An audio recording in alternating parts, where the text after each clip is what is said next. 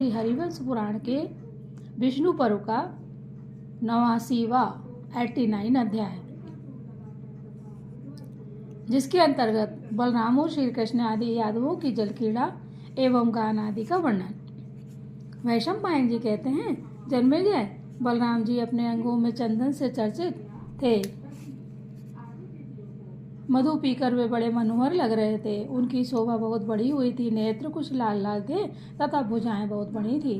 वे रेवती देवती का सहारा लेकर संतुलित गति से चल रहे थे। ललित गति से चल रहे थे, यानी सुंदरतापूर्ण। उन्होंने श्याम मेघ के समान कांति वाले 2 नील वस्त्र धारण कर रखे थे। उनकी अंग कांति चंद्रमा की किरणों के समान गौर थी और मधुमाती आंखें अलसाई सी जान पड़ती थी। समुद्र के बीच में आकर भगवान बलराम जी संपूर्ण बिंब वाले चंद्रमा के समान शोभा पा रहे थे। उनके एकमात्र वाय कान में निर्मल कुंडल की शोभा फैल रही थी।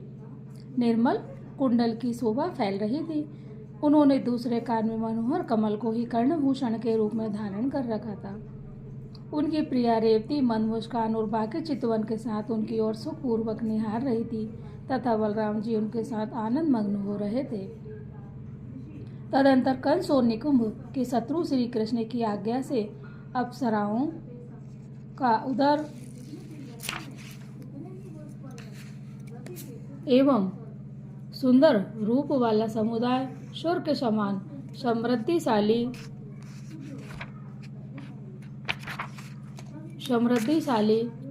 समुद्र में रेवती का दर्शन करने के लिए प्रसन्नता पूर्वक उनके पास आया। उन सबके अंग छड़ी के समान पतले और मनोहर थे। उन समस्त सुंदरियों ने उन रेवती देवी और बलराम जी को नमस्कार किया। जय हो रेवती देवी और बलराम जी की जय हो को नमस्कार करके बाजे के लय पे नाचना आरंभ किया। दूसरी अप्सराएं उन्हें सब ओर से घेर कर उत्तम रीति से गीत गाने लगी। वे अप्सराएं बलराम और रेवत राजकुमारी रेवती की आज्ञा से अभिनय पूर्वक ऐसा खेल खेलने लगे जो इन यादवों को प्रिय, सार्थक, मनोरम और अनुकूल प्रतीत हो। अपने अंगों में मंगल सूचक श्रृंगार धारण करने वाली वे सुंदरी अप्सराएं उस देश की भाषा, आकृति और वेश से युक्त हो हंसती और हाथों पर ताल देती हुई लीला पूर्वक ललित रास नृत्य गात करने लगी। वीर उस रास में वे श्री कृष्ण और बलराम को आनंद देने वाली उनकी मंगलमयी लीलाओं का संकीर्तन करती थी। कंस और प्रलव आदि के वध का रमणीय प्रसंग रंगशाला में चारुण आदि का घात, जिसके कारण यशोदा जी ने जनार्दन का दामोदर नाम और यश फैलाया, वह उलूख खल बंधन की लीला, अरिष्टासुर और दैनिकासुर का वध, वज्र में निवास, पूतना का वध, यमलार्जुन भंग भेड़, ये यमलार्जुन भंग यानी 2 पेड़ थे ना, ये यम और अर्जुन, ये है वो, भेड़िए की सृष्टि, वृत्तासुर का वध, यमुना के हृदय में श्री कृष्ण द्वारा दुरात्मा नागराज, कलिया का दमन, शंखनिधि से युक्त उस यमुना हृदय से मधुसूदन श्री कृष्ण द्वारा कमलों और उत्पलों का उखाड़ा जाना, गौओं की रक्षा के लिए जनार्दन श्री कृष्ण जी द्वारा गोवर्धन पर्वत को धारण, सुगंध युक्त अनुलेपन पीसने वाली कुब्जा के कुब्जत्व का उनके द्वारा निवारण आदि लीला प्रसंग जैसे हुए थे, उन सब का वे अप्सराएं गान करती थी। जय श्री कृष्ण, राधे राधे। राजन अनवध स्तुत और अजन्मा श्री कृष्ण ने अपने आवामान विराट स्वरूप को भी जिस प्रकार वामन बना लिया, जिस प्रकार शोभ विमान को मत डाला, तथा बलराम जी ने जिस तरह हल रूप आयुध ग्रहण किया, श्री कृष्ण द्वारा जिस प्रकार देव शत्रु मुर का वध किया गया, गांधार राजकन्या शैव्या के विवाह में जिस प्रकार बलशाली राजाओं को रथ में जोता या बांधा गया, सुभद्रा हरण के समय जिस प्रकार अर्जुन के विजय हुई, बाला हक और जम्बूमाली के साथ होने वाले युद्ध में जिस प्रकार श्री कृष्ण आदि को विजय प्राप्त हुई, युद्ध में जीते गए राक्षसों द्वारा इंद्र के सामने जो रत्न राशि द्वारका पहुंचाई गई, इनको तथा अन्य चरित्रों को जो यादवों को प्रसन्न करने वाले थे, उन मनोहर रूप वाली अप्सराओं ने गाया। श्री कृष्ण और बलराम को हर्ष प्रदान करने जो उनकी अनेक लीला कथाओं से संबंध रखने वाले विचित्र गीत थे, उन सबका उन्होंने गान किया। तदंतर मधुपान से मत हुए परम शोभायमान बलराम अपनी पत्नी रेवत राजकुमारी रेवती के साथ हाथ पर ताल देते हुए मधुर स्वर में शम स्थान के प्रदर्शन पूर्वक गीत गाने लगे। उन्होंने गाते देख महात्मा मधुसूदन को बड़ी प्रसन्नता हुई। फिर तो उन बुद्धिमान महात्मा श्री कृष्ण जी ने भी बलराम का हर्ष बढ़ाने के लिए सत्यभामा के साथ गाना आरंभ कर दिया। सत्यभामा यानी हमारे भगवान श्री कृष्ण की पत्नी सत्यभामा के साथ गाना आरंभ कर दिया। नरलोक के प्रमुख वीर कुंती नंदन अर्जुन भी समुद्र यात्रा के लिए वहां आए थे। वे भी आनंद में मग्न होकर श्री कृष्ण सुंदरांग सुभद्रा के साथ गीत आलापने लगे। नरेश्वर फिर तो बुद्धिमान दशारण प्रद्युम्न श्याम सात्य की उदार पराक्रमी सत्यभामा कुमार भानु और अत्यंत मनोहर रूप वाले सुचारु देवष्ण बलराम जी के पुत्र दोनों वीर कुमार निषट और उन्मुख जो अत्यंत वीर थे गाने लगे। अक्रूर यादव सेनापति अनाधृष्टि शंकु तथा भीमकुल के अन्य प्रधान पुरुष भी वहां गान करने लगे। उदार कीर्ति वाले नरेंद्र कुमार उस समय वह यान पात्र यानी जहाज को पहले कहते हैं हिंदी नाम यान पात्र, उस समय वह यान पात्र जहाज में गाते हुए प्रमुख यादव वीरों से ज्यों भरता गया त्यों ही त्यों श्री कृष्ण के प्रभाव से बढ़ता चला गया। वीर राजकुमार रास में संलग्न अत्यंत गीत गाने वाले उन देवोपम यादव वीरों के साथ सारा जगत हर्षोल्लास से परिपूर्ण हो गया। सबके पाप ताप शांत हो गए। तदंतर मुर और केसी के शत्रु श्री कृष्ण का प्रिय करने के लिए देवताओं के अतिथि विप्रवर नारद जी उन यादव शिरोमणियों के बीच आकर गान करने लगे। उनके शरीर का एक देश उनके जटा कलाप से आच्छादित था। राजपुत्र वे आप्रमेय स्वरूप नारद मुनि ही वहाँ रास नृत्य के प्रणेता संचालक या सूत्रधार हो गए। वे अपने अनुकरणशील अंगों द्वारा लीला का अनुकरण करते हुए यादव मंडली के मध्य में पहुंचकर गीत गाने लगे। वे बुद्धिमान मुनि सत्यभामा श्री कृष्ण अर्जुन सुभद्रा बलदेव तथा रेवत राजकुमारी रेवती देवी और देख देख कर हंस रहे थे। परिहासशील बुद्धिमान नारद जी किसी की चेष्टाओं का, किसी की हंसी का और किसी की लीलाओं का अनुकरण करके तथा अन्य प्रकार के दूसरे उपायों द्वारा उन अत्यंत धैर्यशालिनी देवियों को भी हंसा देते थे। जब कोई मंद स्वर में बहुत थोड़ा और धीरे धीरे बोलता था तो ऐश्वर्यशाली नारद जी उसके उत्तर में बहुत ही ऊंचे स्वर में शहनाद सा करते हुए जोर जोर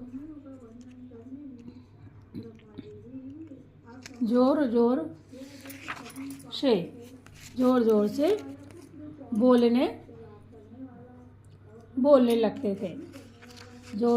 बोलने लगते थे और हास्य के अवसर पर हंसते राधे राधे बोलने लगते थे और हास्य के अवसर पर हंसते हंसातिरिक्त से अट्टहास करने लगते थे। यह सब कुछ वे श्री कृष्ण के मनोरंजन के लिए करते थे। नरदेव कुमार श्री कृष्ण की आज्ञा से वहां बैठी हुई युवतियों ने जगत के प्रधान रत्न सुंदर वस्त्र जो मुनि के अनुरूप थे उन्हें अधिक मात्रा में दिए। श्री कृष्ण के संकेत तथा समय की आवश्यकताओं को समझने वाली उन रानियों ने उस समय स्वर्गीय पुष्पहार संतान पारिजात पुष्पों की लड़ियां अभिमुक्तक तथा सभी ऋतुओं में खिलने वाले फूल उन्हें अर्पित किए। रास के अंत में आप्रमेय स्वरूप भगवान श्री कृष्ण नारद मुनि का हाथ पकड़कर तथा सत्यभामा और अर्जुन को भी साथ में लेकर समुद्र के जल में कूद पड़े। तदंतर आप्रमेय पराक्रमी तथा प्रचुर शोभा से संपन्न श्री कृष्ण ने किंचित मुस्कुराकर सात्यकी से कहा, तुम सब लोग दो भागों में बंटकर अपनी स्त्रियों के साथ इस क्रीड़ा जल में कूद पड़ो। मेरे सारे पुत्र और आधे यदुवंशी इन सबको मिलाकर जो आधे द्वारकावासियों का दल होगा उसके नेता रेवती सहित बलभद्र हों और आधे भीमवंशियों के साथ बलराम जी के सभी पुत्र ये मेरे पक्ष में रहें। इस प्रकार समुद्र के जल में दो दलों में बंटकर हम लोग क्रीड़ा करें। तदंतर श्री कृष्ण ने पूर्ण विश्वस्त होकर वहाँ हाथ जोड़कर मुस्कुराते हुए समुद्र को आज्ञा दी, तुम अपने जल को सुगंधित और शुद्ध एवं स्वादिष्ट बना लो तथा ग्रहों से रहित हो जाओ। तुम्हारी तटभूमि रत्नों से विभूषित दिखाई दे, पैरों के लिए सुखदायिनी हो तथा लोगों के लिए जो मनोनुकूल वस्तुएं हों वो वे सब उन्हें अर्पण करो। मेरे प्रभाव से तुम्हें सबकी अभिष्ट वस्तुओं का ज्ञान हो जाएगा। यद्यपि तुम्हारा जल आपय है तो भी वह प्रिय एवं पीने योग्य हो जाएगा। तुम सब लोगों के अनुकूल हो जाओगे। तुम्हारे भीतर जो मत्स्य हैं वे वैदुर, मोती, मणि और सुवर्ण से चित्रित तथा सोम रूप वाले हो जाएंगे। तुम लाल रंग के कमल और उत्पल धारण करो जो उत्तम गंध, सुगंध, स्पर्श तथा रुधिर रस को प्रकट करने में समर्थ हो। वे भ्रमण से सेवित तथा देखने में मनोहर हों। तुम अपने जल के ऊपर मेरे माधविक, सुरा और आशव नामक मधु से भरे हुए कलश स्थापित करो। साथ ही इनके पीने के लिए सोने के पान पात्र दो जिनमें ये यादव मधुपान कर सके। जलनिधे तुम निश्चय ही ऐसा बन जाओ जिससे तुम्हारा शीतल जल फूलों की राशि से वासित हो जाए। इसके लिए सतत सावधान रहो और ऐसा प्रयत्न करो जिससे स्त्री पुरुषों सहित यादवों के प्रति कोई वृत्ति पर विपरीत बर्ताव न हो जाए। समुद्र से ऐसा कहकर भगवान श्री कृष्ण अर्जुन के साथ क्रीड़ा करने लगे। नरेश्वर जय श्री कृष्ण।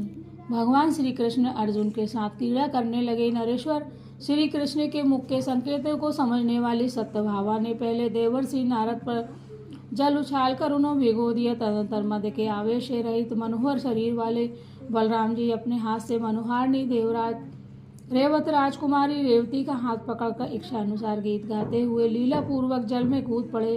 बलराम जी के कूदने के पश्चात श्री कृष्ण के पुत्र तथा भीमवंशियों के प्रधान व्यक्ति नाना प्रकार के रंग वाले वस्त्र और आभूषण धारण किए हर्ष में भरकर समुद्र में कूद पड़े। उस समय वे जल क्रीड़ा में अभिरत थे और उनकी आंखें मधु से मतवाली हो रही थी। शेष यादव तथा निषट, उल्मुख आदि बलराम पुत्र क्रीड़ा में अभिरत होकर श्री कृष्ण के निकट गए। वे विचित्र वस्त्र आभूषणों से विभूषित और मदमत थे तथा उनके कंठ देश संतान पुष्पों की मालाओं से अलंकृत थे। वे सबके सब बल पराक्रम से संपन्न तथा मनोहर वेशभूषा से युक्त थे। उनके अंगों में चंदन का लेप लगा था। वे हाथों में जलपात्र लिए हुए थे और वेश के अनुसार स्वर संपन्न मनोहर गीत गा रहे थे। तत्पश्चात श्री कृष्ण की आज्ञा से स्वर्गवासिनी अप्सराओं के साथ सैकड़ों वेश बंधुओं ने, जिन्हें बाद घोष बहुत प्रिय था, नाना शौरों में जल तरंग आदि बाजे बजाने आरंभ किए। अप्सराएं नृत्य युवती एकमात्र काम में ही मन को लगाने वाली तथा आकाश गंगा के जल में बाजा बजाने की कला का ज्ञान रखने वाली थी। उन्होंने जल दरूर बजाए और हर्ष में भरकर उस बाद के अनुरूप गीत भी गाए। स्वर्गीय अप्सराओं के नेत्र कमल कलिकाओं के समान विशाल थे। वे कमलों के ही मुकुटों से विभूषित थी तथा सूर्य की किरणों द्वारा खिले हुए कमलों की शोभा को चुराए लेती थी। उन सबके मुख देवताओं के समान मनोहर थे। राजन संपूर्ण चंद्रमंडल के समान मनोहर नारियों को सैकड़ों मुख चंद्रों से अलंकृत हुआ। समुद्र उस आकाश के समान शोभा पा रहा था जो अकस्मात या देव के विधान के अनुसार सहस्रों चंद्रमाओं से व्याप्त हो गया था। नरेश्वर विद्युत के समान कांति में स्त्रियों की प्रभा से अत्यंत मनोहर दिखाई देने वाला वह समुद्र रूपी मेघ उस तरह सुशोभित हो रहा था जैसे जल का स्वामी मेघ आकाश में बिजलियों के सहित होकर अत्यंत उद्भासित हो उठता है।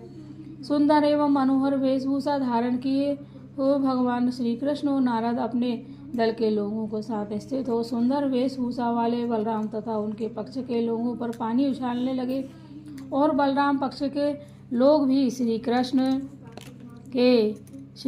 जी के पक्ष वालों को जल से भिगोने लगे। उस समय उनका सारा शरीर हर्षोल्लास से परिपूर्ण हो रहा था। वे मधुपान से मत और राग से उद्भूत हुए बलराम और श्री कृष्ण जी की पत्नियां अपने हाथ तथा जल यंत्रों पिचकारियों से दूसरों को भिगोने लगी।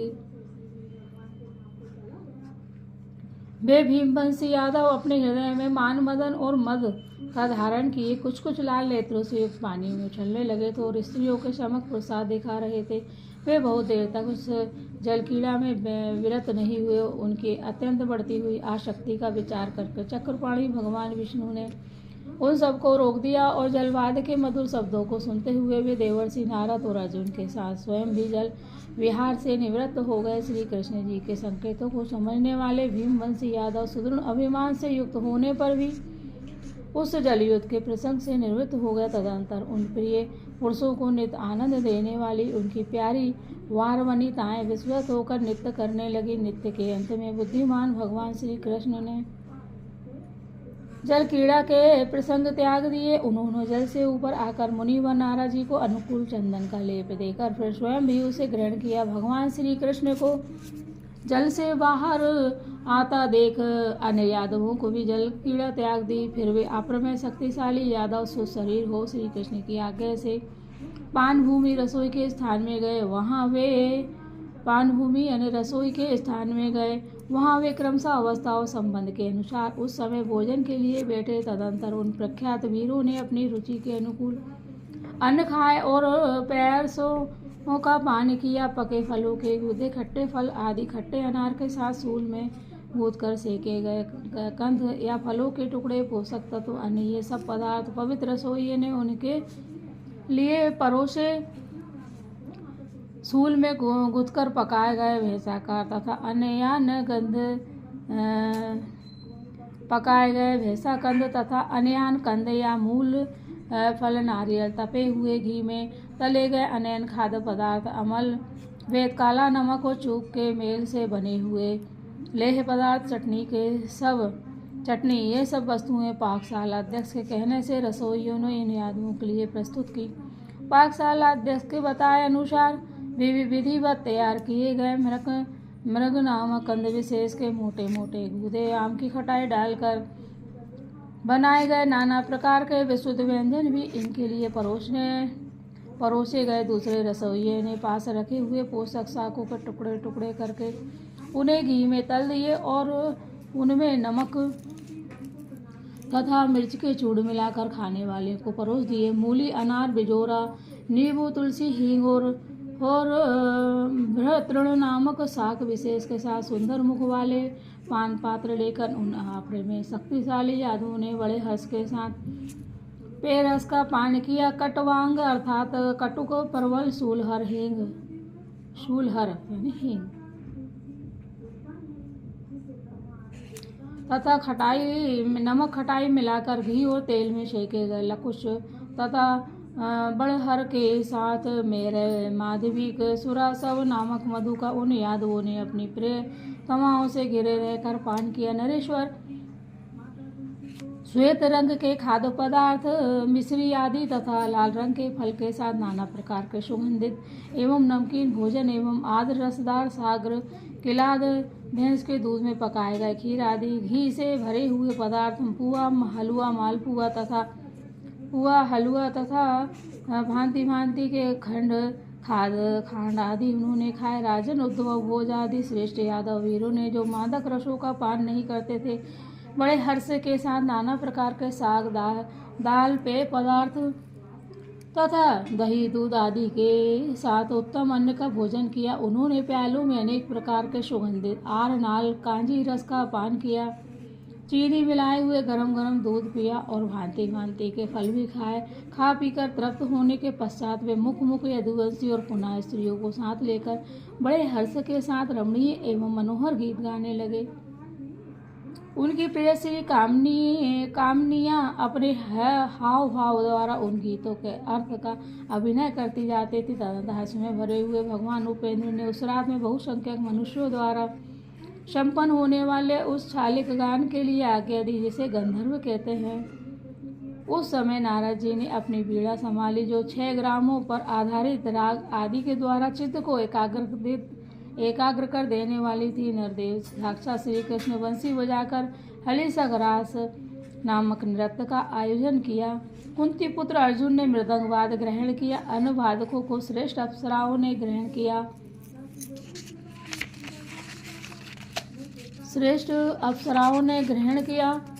जो उनके वादन कला में प्रख्यात थी। आसारित प्रथम आसार नर्तकी प्रवेश के बाद अभिनय के अर्थ तत्व का ज्ञान रखने वाली रंभा नामक अप्सरा उठी, जो अपनी अभिनय कला के लिए विख्यात थी। उसकी अंग यष्टि बड़ी सुंदर थी। उसके द्वारा अभिनय किए जाने पर बलराम और श्री कृष्ण को बड़ा संतोष हुआ। राजन, तदंतर मनोहर एवं विशाल नेत्रों वाली उर्वशी, हेमा, मिश्र केसी, तिलोत्तमा और मेनका, ये तथा और भी बहुत सी अप्सराएं श्री कृष्ण जी का प्रिय करने के लिए मन के अनुकूल प्रिय कामनाओं को प्रस्तुत करती हुई गाने और अभिनय करने लगी। नरेंद्र कुमार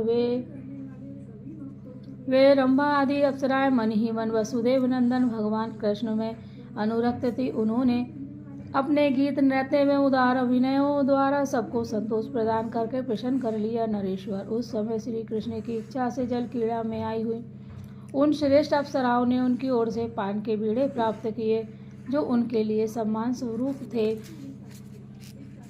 नरेंद्र देव श्री कृष्ण की इच्छा से मनुष्यों पर अनुग्रह करने के लिए स्वर्ग से वह शालिक गंधर्व दिव्य संगीत एवं नृत्य विशेष भूतल पर लाया गया था। साथ ही उत्तम गंधों से युक्त देव योग फल भी यहाँ लाए गए थे। वीर यादवों ने इन सबका रसास्वादन किया।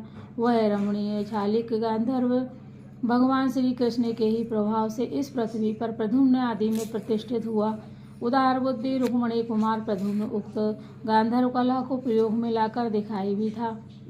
उन्होंने ही तामुलक का प्रयोग किया। इंद्रतुल्य पराक्रमी 5 वीरों श्री कृष्ण, बलराम, प्रद्युम्न, अनिरुद्ध और साम, ये यहाँ शालिक गंधर्व का आयोजन किया गया था, जो मनुष्यों को सदा ही अमिष्ट है। वह शुभ कारक, वृद्धि करने वाला, प्रशस्त, मंगलकारी, यशोवर्धक, पुण्यदायक, पुष्टि और अभ्युदय को देने वाला है। उदार कीर्ति भगवान नारायण के वह परम प्रिय है। उसकी चर्चा करने मात्र से वह विजय की प्राप्ति और धर्म का लाभ कराता है, दुख स्वप्न का नाश और पाप का निवारण कर देता है। किसी समय देवलोक में गाए हुए उदार कीर्ति राजा रेवत ने शालिक गंधर्व को इतनी तन्मयता के साथ सुना था कि उन्हें 4000 युगों का समय भी एक दिन के समान ही प्रतीत हुआ। राजन, उसी शालिक गंधर्व से कुमार जाति तथा अन्य गांधर्व जाति की प्रवृत्ति हुई है।